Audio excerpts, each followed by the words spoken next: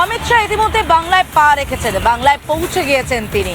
New টাউনে সাংবাদিক বৈঠক, তারপরে ডেবরার উদ্দেশ্যে রওনা দেবেন। ডেবরা কতটা প্রস্তুত অমিত শাহের জন্য? এই মুহূর্তে কিন্তু ডেবরার একেবারে মঞ্চ দেখো তুমি, মঞ্চ কিন্তু পুরোপুরি তৈরি হয়ে গিয়েছে, মঞ্চ সাজানো হয়ে গিয়েছে। 10,000-এর বেশি কিন্তু চেয়ার রাখা হচ্ছে। আমি একটু কথা বলবো ঘাটাল সাংগঠনিক জেলার সভাপতি তন্ময় বাবুর সাথে। তন্ময় বাবু, কি প্রস্তুতি, কত লোক আসছে, কোথা থেকে আসছে? দেখুন, এই মাঠে 18-20 হাজার ক্যাপাসিটি, আমাদের টার্গেট ছিল 25,000। প্রচণ্ড বৃষ্টি, কাদা জমে গেছিল কালকে থেকে। গত দুদিন ধরে আমরা অক্লান্ত পরিশ্রম করে পুরো মাঠটাতে বালি ফেলা হয়েছে। এইভাবে আমরা প্রস্তুতি করেছি। এখন তো প্রস্তুতি পুরোপুরি সারা হয়ে গিয়েছে, পুরোপুরি সাজানো হয়ে গেছে, আমাদের কর্মীরাও আসতে শুরু হয়ে গেছে।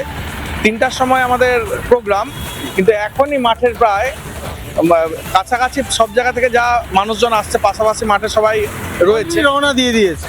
এখনই যা কর্মী সমর্থকরা এসেছে মাঠ ভর্তি।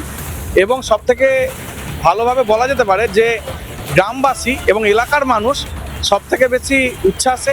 হেলিপ্যাডের কাছেও তারা যেরকম জমায়েত করে আছে, তেমনি এইখানেও সাধারণ জনগণ যারা আমরা বেশিরভাগ প্রোগ্রামে দেখি, বেশিরভাগ জনসভাতে দেখি, আমাদের পার্টি কর্মী সমর্থকরাই বেশি যায়। প্রত্যেকটা জায়গায় তুমি দেখতে পাচ্ছ যে এখানে কিন্তু দেখা যাচ্ছে যে সব জায়গায় কিন্তু যে বিজেপির বিজয় সংকল্প যাত্রার যে ফেস্টুন, সেই ফেস্টুনে কিন্তু একেবারে মুড়ে ফেলা হয়েছে বিজয় সংকল্প সভা। সেখানে যেমন প্রধানমন্ত্রী নরেন্দ্র মোদীর ছবি রয়েছে, অমিত শাহর ছবি রয়েছে, শুভেন্দু অধিকারী সহ বিজেপি নেতৃত্বের ছবি রয়েছে।